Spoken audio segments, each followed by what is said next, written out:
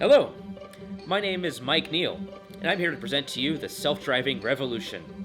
We're here to explore the history, technology, any issues, as well as our future projections on the technology of self-driving automobiles. We also have 2 special interviews with drivers that are separated by 3 generations. We hope that you enjoy our program, and again, I present to you the self-driving revolution. The first driverless car was invented in 1925. Francis P. Houdina was an engineer who founded Houdina Radio Control.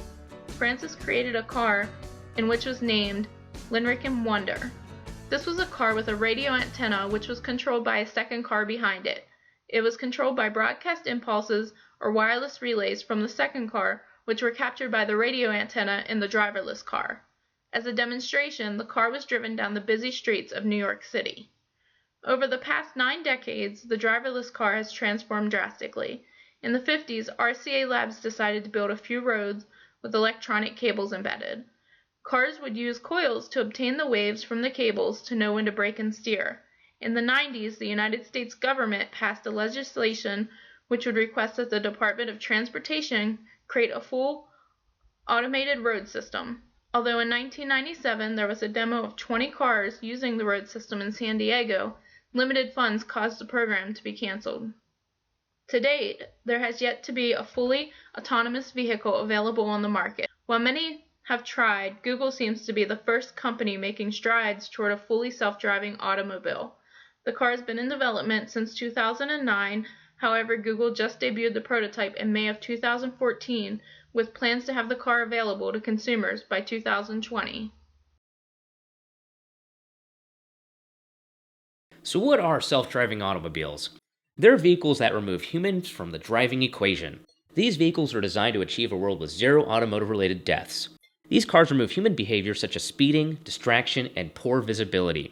Google is aggressively developing self-driving cars and is currently testing them in Austin, Texas, and in California. Safety isn't Google's only priority. They also believe their self-driving car can lead to mobility benefits to people who cannot drive due to age, vision, or impairment.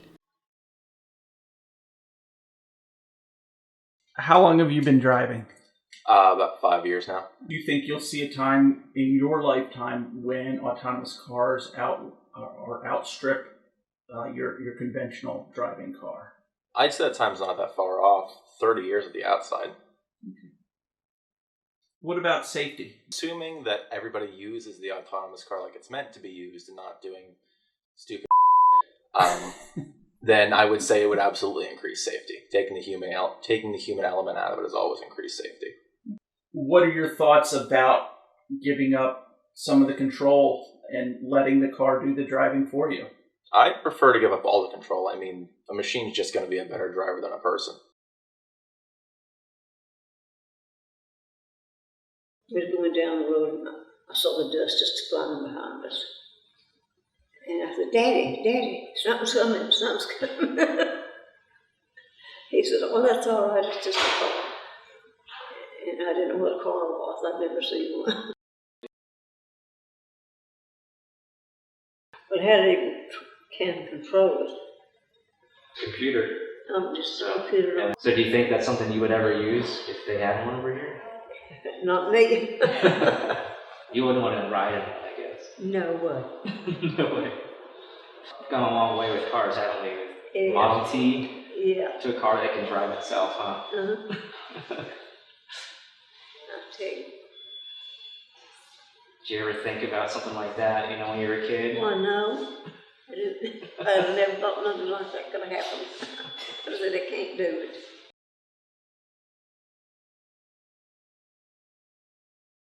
Self-driving cars are made up of components that are typically seen in everyday vehicles with the exception of a few important pieces of technology. The vehicles are populated with all sorts of sensors around the vehicle so it can see 360 degrees around its chassis. These sensors report to its computer system, which is loaded with algorithms that tell the vehicle what to do in certain predictable situations. In 2006, DARPA created an event called the Urban Challenge. Teams of students, researchers, teachers, and scientists were challenged with the task of creating unmanned vehicles that could navigate in urban environments. The winner of this challenge was Boss of the Tartan Racing Team, Boss used two broad scenarios to navigate: structured driving, used for road following, and unstructured driving, used for maneuvering in parking lots. There is no human input to the vehicle while it is operating other than what the destination should be.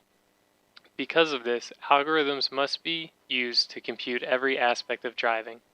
This includes how fast the vehicle can travel safely depending on the conditions based on weather, road quality, tire pressure, traffic, etc.